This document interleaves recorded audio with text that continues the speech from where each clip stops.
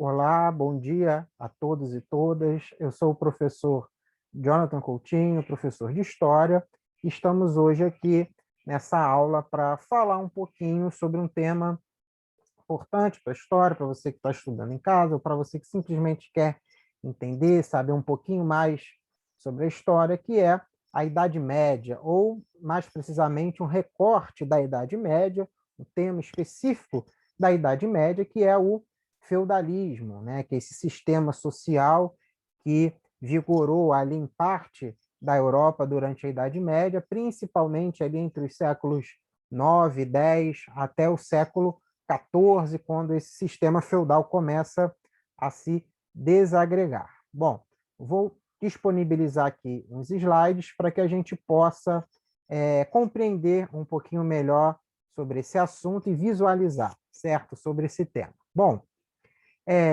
a sociedade medieval, nós podemos, em grosso modo, de modo bastante geral, é aquele período, né, compreendido ali entre os séculos 5 até o século 15, a Idade Média, né, vem entre ali a Idade Antiga e a Idade Moderna, convencionou-se, né, dentro da história a classificar dessa maneira os períodos, mas isso obviamente é uma classificação eurocêntrica, né, que já é questionada por historiadores no mundo inteiro, mas a gente aqui vai utilizar essa periodização. Então, a Idade Média é a existência, né, de um sistema social que vigorou entre o século V e o século XV, beleza?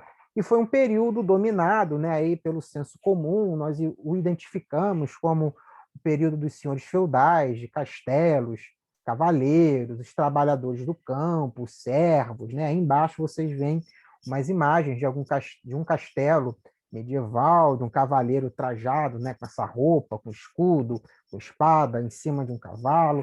Então, há todo já um imaginário popular muito construído pelos filmes de Hollywood sobre a Idade Média, mas que é algo bem mais complexo, que a gente pode dizer assim, do que isso, do que passado pelos filmes.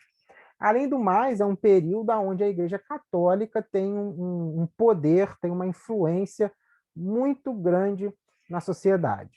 Tá? A Igreja Católica ela se solidifica como principal instituição desse período na Europa, ditando não somente as questões religiosas, mas as questões seculares também. A gente vai falar isso já já. Vamos avançar um pouquinho aqui. Bom, acho que a primeira questão importante a se tratar é como que essa sociedade medieval, ou aqui no caso, né, falando especificamente a sociedade feudal, a gente vai já já dizer o que é o feudal, o feudalismo, mas essa sociedade ela tinha três grupos principais, representados numa pirâmide social que vocês estão vendo aí. No topo dessa pirâmide você encontra o clero, que são os membros da igreja, né? O Papa, o bispo, os cardeais, enfim, são os membros da igreja. Segundo um historiador, afirmou que são aqueles que oram, são aqueles que têm a função de orar, né? Eles não exercem um trabalho especificamente, eles oram, controlam as terras, a gente vai falar disso daqui a pouco.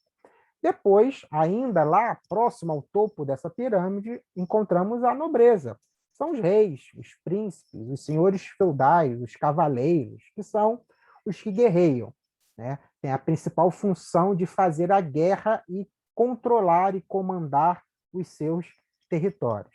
E na base dessa pirâmide social encontramos todo o resto, tá?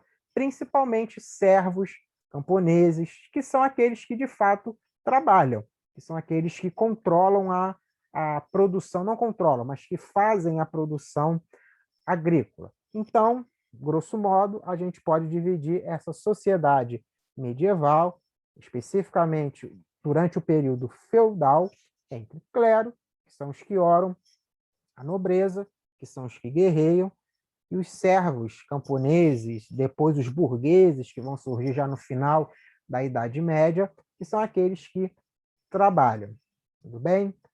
Bom, dentro do feudalismo, né, que é esse sistema social que vigora na Europa, nós podemos inicialmente destacar as relações que existiam entre o suzerano e o vassalo. Quem é o suzerano e o vassalo? O suzerano é aquele que concede um benefício a alguém. Esse que recebe um benefício nós chamamos de vassalo. E é estabelecida a partir daí uma relação hierárquica entre os dois, o suzerano e o vassalo. O suzerano concede o benefício, o vassalo recebe o benefício em troca, o vassalo deve obrigações ao seu senhor, ao seu suzerano, como pagamento de taxas, como a corveia, a talha, e deve obrigações militares, por exemplo, em caso de guerra, ele deve sair em socorro ao seu suzerano. Então, a gente está percebendo já que a sociedade feudal é uma sociedade extremamente hierarquizada, ou seja, há níveis sociais entre aqueles que estão mais em cima, né, que fazem parte da elite econômica, elite política, elite social. Conforme você vai descendo essa pirâmide, você encontra aqueles que trabalham, como a gente viu na pirâmide anterior, que são aqueles que de fato produzem, são aqueles que de fato aram a terra, vão até a terra, cuida dos animais, colhe, enfim, há essa diferenciação social que é muito importante. Geralmente, o benefício dado por um suzerano ao seu vassalo era a terra, era uma porção de terra, aonde o vassalo recebia essa terra, produzia e pagava taxas e impostos ao seu suzerano. Daí, o nome feudo, que em tese significa benefício, pode ser identificado, pode ser um sinônimo de terra. Feudo é igual a terra, ou melhor, sendo mais específico, uma grande porção de terra. Tá? Então, daqui para frente, quando a gente fala em feudo, pensem numa grande porção de terra. Ok? Bom, geralmente, né, esse benefício era o direito, como eu já falei, de explorar uma porção de terra. Por isso, o termo feudo é usualmente utilizado como um sinônimo de uma grande porção de terra. Aí à esquerda você vê uma iluminura, que é uma imagem medieval, de dois servos trabalhando ali nas terras do senhor, e ao fundo o castelo, que é o castelo do senhor feudal. O senhor feudal é o dono do feudo, o dono das terras. Beleza? Bom, aí você encontra uma representação de um feudo. Como que era um feudo na época medieval? Você tem um castelo, né, que era a sede do feudo, digamos assim, a moradia do senhor feudal e de sua família, e você encontra três partes desse feudo, chamadas de mansos, né? O manso senhorial, o manso servil e o manso comunal.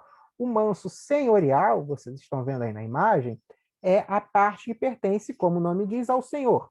Eram as terras propriamente ditas do senhor, aonde todo seu vassalo deveria trabalhar uma determinada quantidade de dias por semana ou por mês nessas terras, tá? E toda a produção dessas terras era do senhor, daí o nome manso senhorial. Existia ainda o manso servil, que era onde os servos plantavam, parte era deles, parte do senhor feudal, como impostos. E tinha ainda o manso comunal. Comunal vem de comum, que é de todos, tá? Onde todos trabalhavam, não que o rei trabalhasse, tudo bem que o rei não trabalha, o príncipe não trabalha, o senhor feudal não trabalha, só os servos, mas a produção ali dentro daquele manso comunal era mais dividida. Geralmente, nesse manso comunal, você encontrava as florestas, por exemplo, onde se tirava madeira para lenha, para construção, os rios, você também tem o moinho, que é uma invenção, não uma invenção, mas é um aprimoramento desse período para poder desenvolver um tipo de força mecânica para a produção, que é importante. Todo feudo tinha um castelo, uma igreja, perdão, para marcar muito bem a presença da igreja católica, então você tinha um castelo, enfim. E sempre lembrando, tá, pessoal? O senhor feudal é o dono, proprietário, entre aspas, né? Porque não é bem essa questão, mas era o senhor daquelas terras, e era ele que concedia o benefício aos seus vassalos, que geralmente eram os servos, ok? Bom, como já dito anteriormente, né, a igreja, na Idade Média, era a principal instituição. Por quê? Porque ela tinha o controle do conhecimento, ela tinha o controle das ideias, né? No sentido de que ela detinha todo o conhecimento científico, as bibliotecas pertenciam à igreja, as universidades pertenciam à igreja, os livros que existiam, pouquíssimos nessa época, estavam trancados na igreja e só os membros do clero podiam ter acesso a esse conhecimento. Geralmente, só os membros do clero eram alfabetizados. Mesmo nobres, muitos não eram alfabetizados. Quem dirá os servos, os escravos, os camponeses, enfim. Então, a riqueza da igreja fazia com que ela tivesse tanto um controle espiritual como material, né? E ainda detinha os poderes políticos e econômicos dentro daquela sociedade. Nada se fazia fora da igreja, tudo passava pelo controle do padre, do bispo e do papa. Além disso, né, e o seu poder também vinha justamente disso, a igreja pode ser caracterizada como a grande senhora feudal da Europa. O que significa dizer que a igreja era a principal senhora feudal da Europa? Significa dizer que ela é a que detinha a maior quantidade de terras. Então você tinha muitos padres, bispos, que eram senhores feudais, que tinham grandes porções de terra. Ninguém tinha mais terra na Europa do que a Igreja Católica. E fica aqui uma observação importantíssima: terra, na época, significa riqueza, significa poder. Quanto mais terra você tem, mais poder, mais riqueza você tem. Ainda não tinha circulação de dinheiro igual a gente tem hoje, né? O que dava riqueza a uma pessoa, o que dava poder a uma pessoa era terra. Quem tem mais terra tem poder. Se a igreja tem muita terra, ela tem muito poder. Ok? Bom, ali já chegando no século XIII para o XIV, ocorrem algumas inovações tecnológicas muito interessantes que vão ser utilizadas até hoje. Uma delas é a chamada rotação trienal de culturas, que vocês estão vendo aí na imagem, né? Isso vai proporcionar um grande aumento na produção agrícola e até uma diversificação, né? Quando você pega uma área, né, um terreno, como vocês estão vendo aí na imagem, você divide em 3 partes. Uma parte você planta, o exemplo que tem aí é aveia. Na outra parte você planta o trigo. Na outra parte você deixa descansando, em pousio, ou seja, não planta nada, para deixar o solo recuperar os seus nutrientes. Ela planta, colhe. No próximo ano, na próxima plantação, você faz uma rotação, você muda. Onde tinha aveia, agora você deixa descansando para recuperar os nutrientes. Onde tinha trigo, você planta aveia. E aonde não tinha nada, agora você planta trigo. Beleza? Deixa eu voltar aqui. Você planta trigo, ok? E é isso que faz com que o solo vá recuperando seus nutrientes. Chegando lá no terceiro ano, você completa esse ciclo. Isso faz com que o solo produza muito mais, né, e produza também diversificados alimentos, o que vai melhorar a qualidade de vida um pouquinho, né, da população. Agora chegamos num momento muito importante, né, e delicado da Idade Média, que representa um dos elementos, né, do fim da Idade Média, que é a peste negra, que foi uma primeira grande pandemia que assolou a Europa, principalmente ali no século XIV, mas era uma doença que vinha e voltava na Europa. Até hoje existem surtos de peste negra, principalmente na África, em alguns lugares da Ásia, mas é uma doença terrível que provavelmente, segundo estimativas, matou 25 milhões de pessoas na Europa. Isso é 1/3 da população europeia, mais ou menos. Foi a maior pandemia que se tem notícia. Então, a gente percebe que não é de hoje que a humanidade passa por diversos problemas relacionados à doença. Isso causou uma grande desagregação na sociedade feudal na Europa, que, dentre outros fatores, irá representar o seu fim. Mas é importante destacar esse assunto. Tudo bem?